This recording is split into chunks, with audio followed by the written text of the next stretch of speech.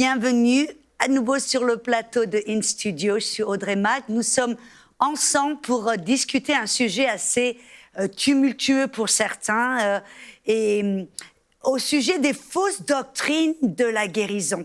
Pourquoi ? Parce que j'ai découvert au travers de mes années de ministère et où je vois des centaines, voire des milliers de personnes recevoir la guérison, je m'aperçois très souvent que les personnes qui ont du mal à recevoir leur guérison, c'est quelque part entre leurs deux oreilles, il y a des fausses idées, des fausses traditions, des concepts erronés qui très souvent viennent de leur expérience ou de l'expérience de quelqu'un d'autre, voire même de la parole, c'est-à-dire de versets qui posent certaines questions qui ont été mal interprétées et contrairement au caractère de Dieu. Et donc, dans cette série sur comment découvrir et enlever ces faux raisonnements, ces fausses traditions, nous allons découvrir aujourd'hui quelque chose d'un petit peu, je pense, ça va vous intéresser. Doit-on souffrir pour la gloire de Dieu ?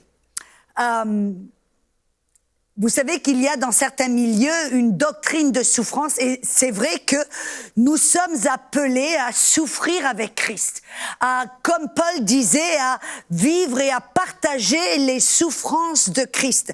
Mais on doit se poser la question, quelles sont les souffrances de Christ ? Est-ce que la maladie fait partie de ces souffrances que l'on doit accepter, que l'on doit recevoir, même accueillir avec joie, parce que ce sont les souffrances de Christ que l'on partage avec lui. Alors, nous allons découvrir vraiment, est-ce que la maladie fait partie de ces souffrances ? Est-ce que l'on doit accepter la maladie, même accueillir avec joie la maladie, sous le prétexte de souffrir pour Christ et avec Christ. Et très souvent, ceux qui soutiennent cette théologie, qui soutiennent ce concept de la souffrance, de souffrir la maladie pour la gloire de Dieu, vont utiliser un certain passage dans Jean chapitre 9, versets 1 à 4. Et donc, nous allons essayer de découvrir ce verset, de comprendre l'intention de l'auteur et qu'est-ce que c'est exactement que l'auteur veut nous montrer et nous expliquer. Qu'est-ce que c'est que Jésus, là, voulait nous enseigner ? Donc, si on regarde dans Jean 9, allons-y tout de suite, dans le verset 1 à 4, il dit, il y avait là, les disciples étaient avec Jésus, ils marchaient et sur le bord du chemin, ils ont vu un aveugle qui était né aveugle. Et alors les disciples ont posé cette question parce que vous savez que dans la théologie du peuple juif, si quelqu'un était malade, c'est parce qu'ils étaient automatiquement dans le péché. Nous allons découvrir plus tard dans une session prochaine que ce n'est pas la vérité. Mais là, apparemment, ils avaient cette tradition, cette notion que si quelqu'un est aveugle, c'est parce qu'il est né dans le péché ou sa famille était dans le péché. Donc, les disciples ont posé cette question à Jésus en disant qui est-ce qui a péché, lui ou ses parents, qu'il soit né aveugle ? Là, déjà, je crois que c'est un peu intéressant parce que comment est-ce que cet homme qui est né aveugle aurait pu pécher dans le ventre de sa mère ? Mais là, il a dit, bon, qui c'est qui a péché, lui ou ses parents, et qu'il est né aveugle ? Et le verset, Jésus répondit, ce n'est pas lui ou ses parents que ses parents aient péché, mais c'est afin que les œuvres de Dieu soient manifestées en lui. Il faut que je fasse, tandis qu'il est jour, les œuvres de celui qui m'a envoyé. La nuit vient où personne ne peut travailler. Et voyez, quand on lit ce passage, ça vraiment nous donne l'impression que Jésus dit, non, cet homme est en fin de compte né aveugle pour qu'un jour, je puisse venir et le guérir. Il est né aveugle pour la gloire de Dieu. Et alors, c'est intéressant, ça voudrait dire que Dieu, dans un côté un peu sadistique, si vous me permettez, rendrait les gens malades pour qu'un jour, il arrive et les guérisse, qu'il soit glorifié. moi, quelque chose qui me dérange. Pourquoi? Parce que ce n'est pas le Dieu que je connais. Ça n'est pas le caractère d'un Dieu qui est bon. Ça a l'air d'un père qui est sadistique, un peu, qui torture ses enfants pour un jour qu'il puisse être glorifié et que tout le monde l'adore et le loue. Non, ça ne me paraît pas bien. Alors donc, j'ai commencé à regarder et à étudier ce verset. Et vous savez, j'ai découvert quelque chose d'important. Que dans la langue grecque, le grec n'a aucune ponctuation. Et donc, quand les traducteurs ont traduit les textes originaux en grec, ils ont, par leur propre discrétion et leur propre interprétation, ont rajouté la ponctuation, les virgules, les points, les points d'interrogation, etc. Et donc, là, quand on lit ce verset, c'est eux qui ont rajouté les points, les virgules et les points d'interrogation. Et donc, je me suis posé la question, si on enlevait toute ponctuation, est-ce que ce verset aurait un sens différent? Parce que vous savez, par exemple, vous pouvez dire quelque chose, par exemple, « Oh, toi, tu es le meilleur ».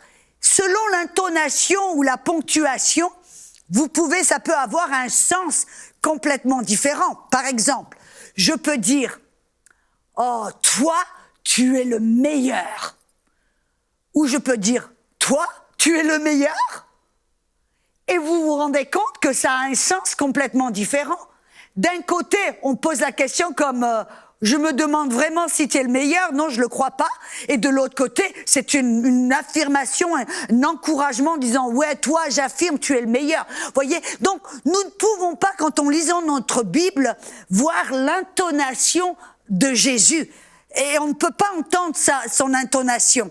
Mais donc, si vous me permettez, je vais me permettre d'enlever, comme dans les textes originaux, je vais enlever toute ponctuation et on peut découvrir quelque chose d'intéressant. Vous voyez, ce verset, je vais le relire et après, je vais le relire en enlevant la ponctuation et en changeant l'intonation. Et nous allons voir que ça aura un sens complètement différent.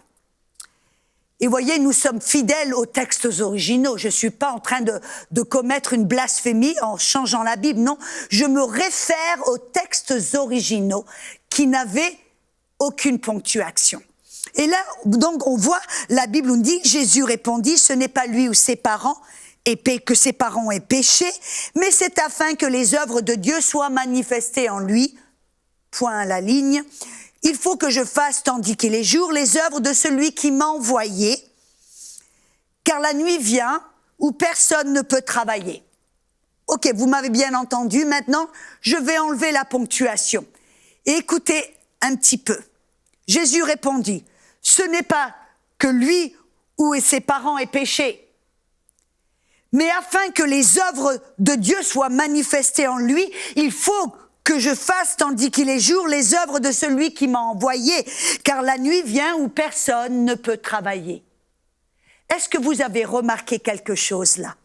Voyez, d'un côté, le premier, ça nous donne l'impression que oui, il est né aveugle afin que les œuvres de Dieu soient manifestées en lui. Mais la deuxième manière de le lire sans la ponctuation, on voit quelque chose de différent.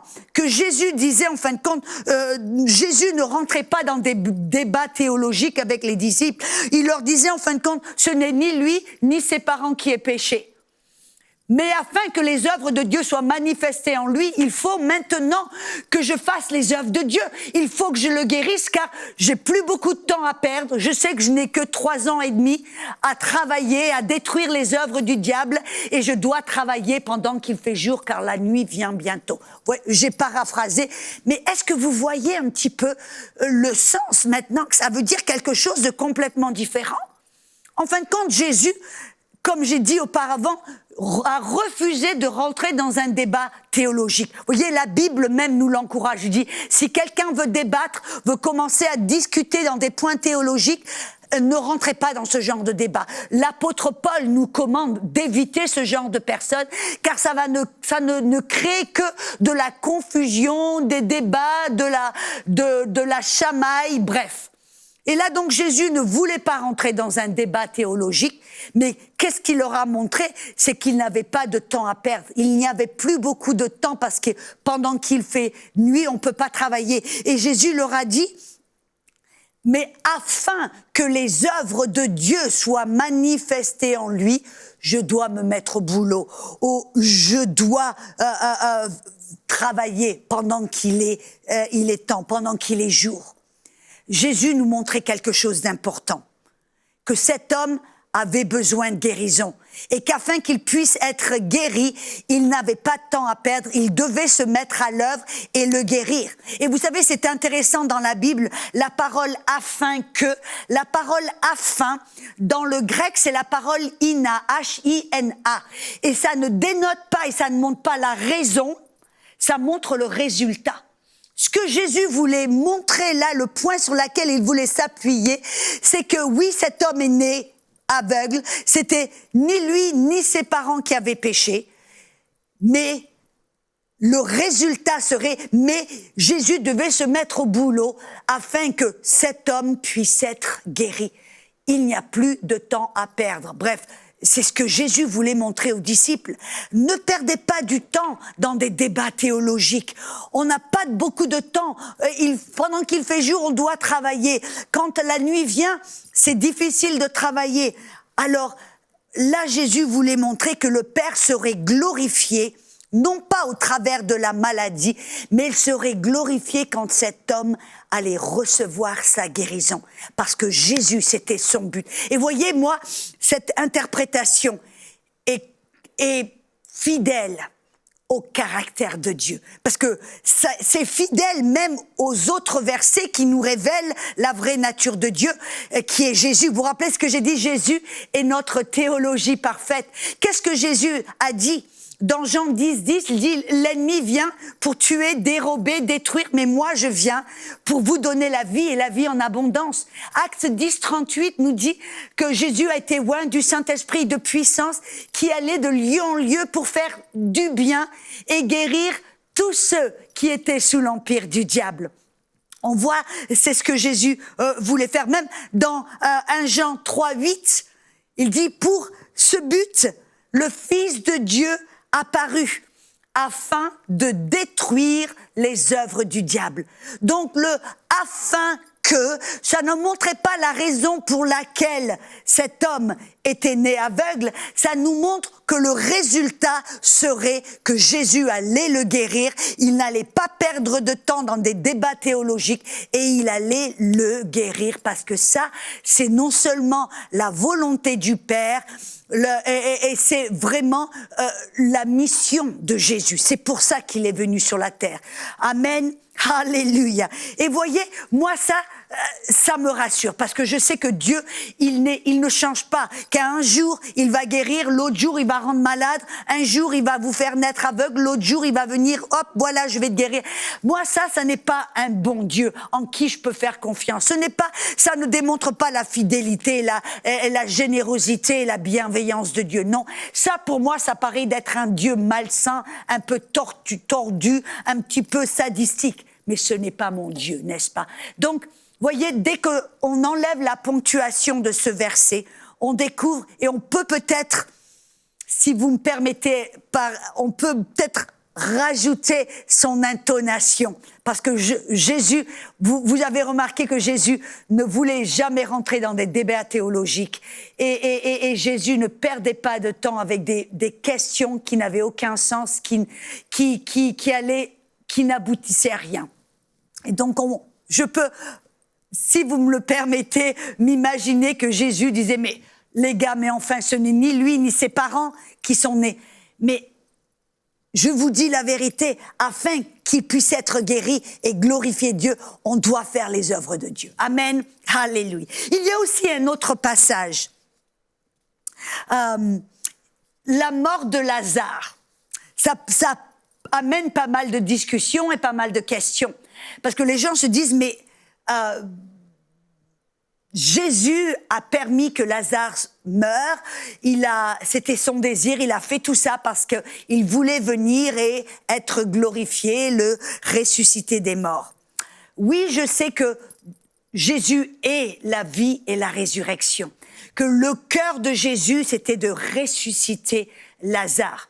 Mais il y a ce verset dans Jean 11, verset 4, la même chose qui dit, allons-y ensemble dans Jean 11. Je veux lire tout le verset afin de ne rien louper. Dans Jean chapitre 11, dans le verset 1, il y avait un homme malade, Lazare, de Béthanie, village de Marie et de Marthe, sa sœur. C'était cette Marie qui oignit de parfum le Seigneur et qui lui essuya les pieds avec ses cheveux. Et c'était son frère Lazare qui était malade.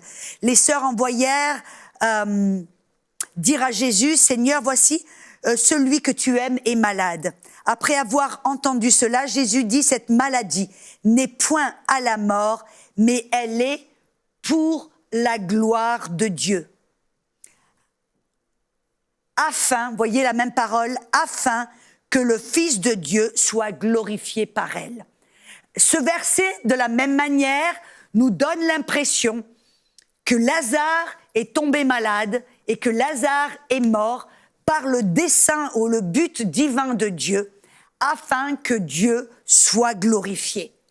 Donc, de la même manière, je veux vous montrer quelque chose, que cette parole, vous voyez, j'en ai parlé un petit peu, cette parole « afin que », c'est la parole « ina », H-I-N-A, et ça ne dénote pas, ça ne montre pas la raison, mais ça dénote le résultat.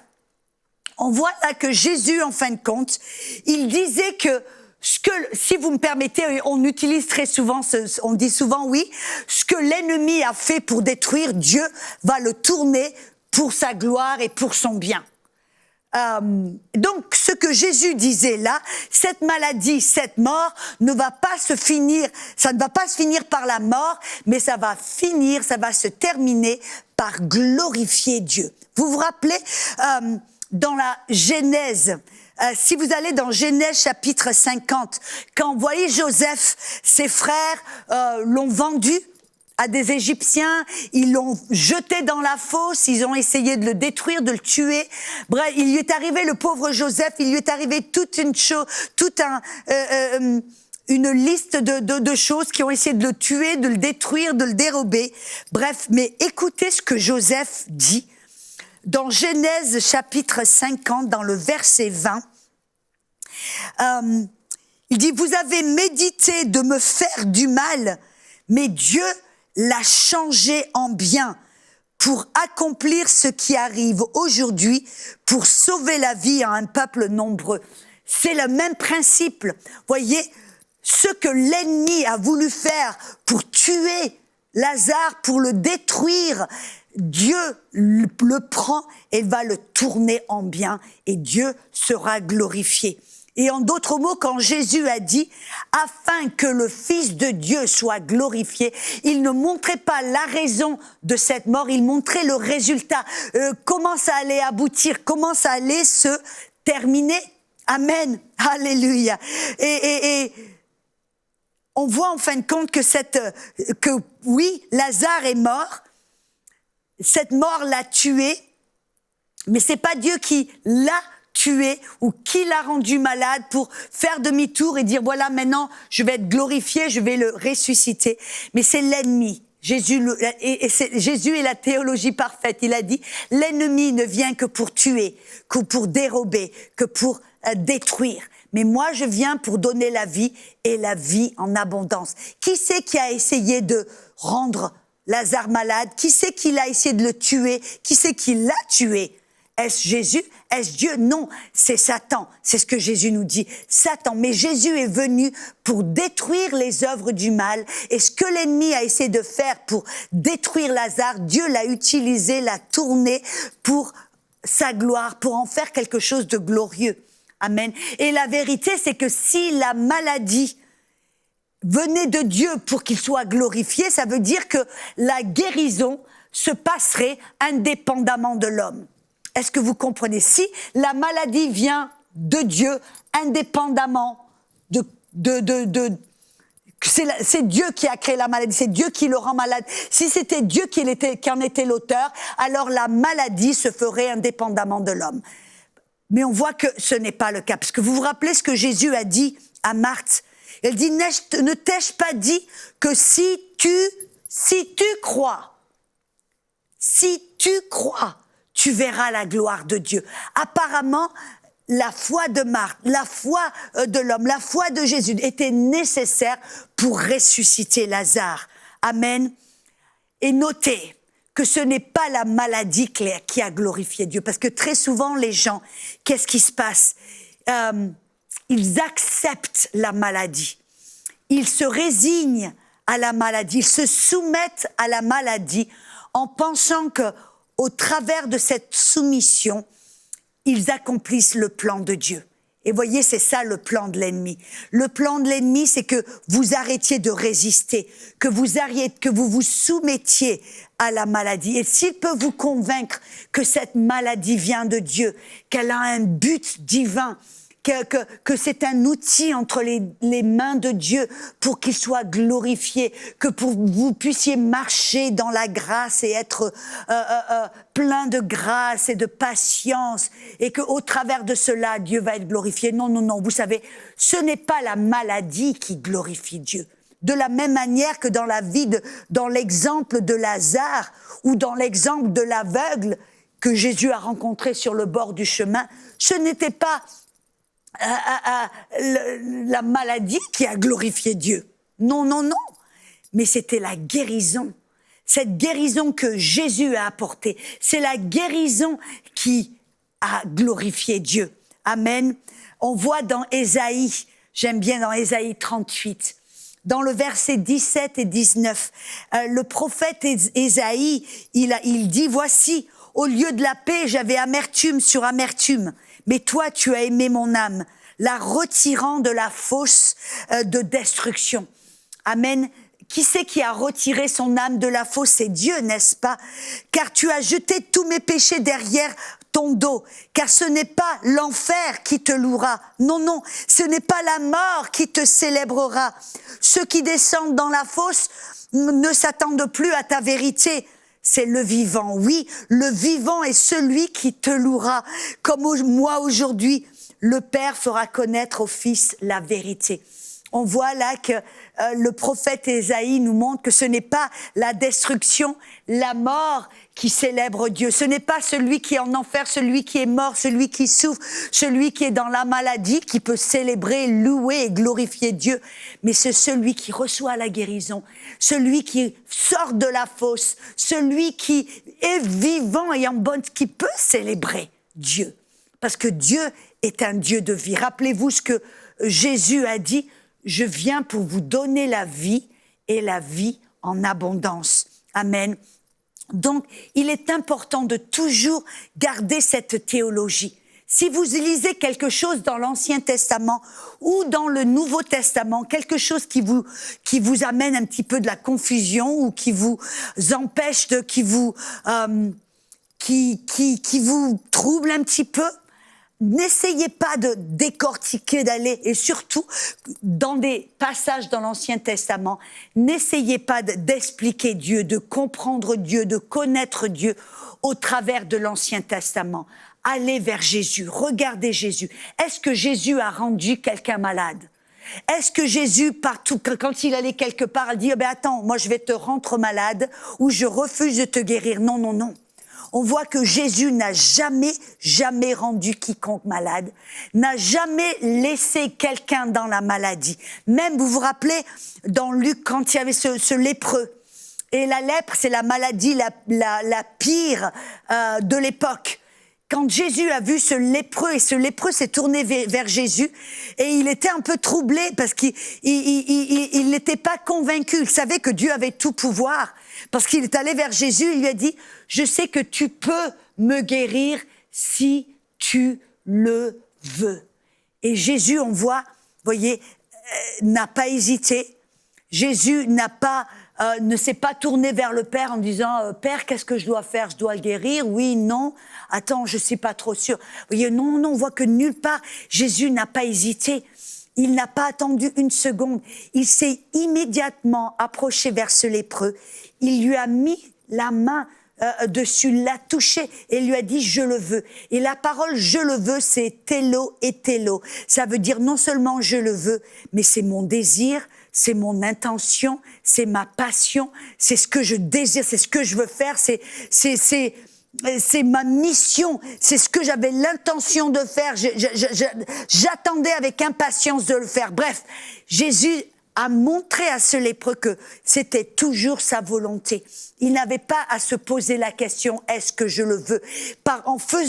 en démontrant immédiatement, en imposant sa main et en lui disant « je le veux immédiatement, je suis déterminé, c'est mon plaisir, ma passion, mon but ». Il a montré que non seulement Dieu ne désire que personne soit malade, il n'est pas l'auteur de la maladie, mais il vient pour détruire les œuvres du diable. Et il a voulu immédiatement, c'était sa mission, son intention d'aller partout pour guérir. Vous voyez, c'est ce qu'il a dit à ses disciples. Quand en Jean 9, il voulait rentrer dans un débat théologique, Jésus leur a dit non, ne rentrez pas dans ces débats théologiques parce qu'on n'a pas de temps à perdre. Il va faire nuit et on a un petit peu de temps, il fait jour. Et pour lui, c'était quoi? 3 ans et demi, où il allait être sur la terre 3 ans et demi pour aller de lieu en lieu, pour faire du bien, pour guérir tous ceux qui étaient sous l'empire du diable. Pour cette raison, il est allé sur la terre pour détruire toutes les œuvres du diable. Et donc Jésus voulait montrer aux disciples, ce n'est pas important qui a péché, ce n'est pas important la racine de cette maladie. Ce qui est important, c'est qu'on ne perde pas de temps et qu'on aille partout pour guérir. Pourquoi? Parce que Dieu est un Dieu. Il n'est pas un Dieu qui rend malade. Ce n'est pas un Dieu qui nous discipline, qui nous enseigne, qui nous châtie avec la maladie. Non, il est un bon Dieu qui veut aller de lieu en lieu, qui ne veut pas perdre de temps et qui veut guérir tout le monde. Amen. Donc, je veux vraiment vous inviter, si vous voyez des passages qui vous troublent, qui vous amènent un petit peu de confusion, retournez vers Jésus. Il est votre théologie parfaite. Et vous pouvez l'appeler. Est-ce que Jésus aurait fait ceci? Est-ce que Jésus aurait châtié avec la maladie? Est-ce que Jésus a rendu les gens malades? Est-ce que Jésus a refusé de guérir? Non. On voit que partout où Jésus allait, il allait pour faire du bien. Amen. Rappelez-vous, si vous ne vous rappelez de rien d'autre, rappelez-vous que Jésus est votre théologie parfaite. Et dans les sessions prochaines, nous allons parler aussi de sujets très importants, comme l'écharpe de Paul dans la chair. Et nous allons adresser les souffrances de Job, où nous allons répondre à cette question. Est-ce que si vous êtes dans le péché, ça veut dire, si vous êtes malade, que vous êtes dans le péché? Est-ce que c'est toujours le cas? On va répondre à cette question. Amen. Alors je vous invite à revenir pour les sessions prochaines où nous allons aller encore un petit peu plus loin et tuer d'autres vaches sacrées. Amen. Vous allez être libérés et vous allez pouvoir recevoir cette guérison qui vous appartient. Amen.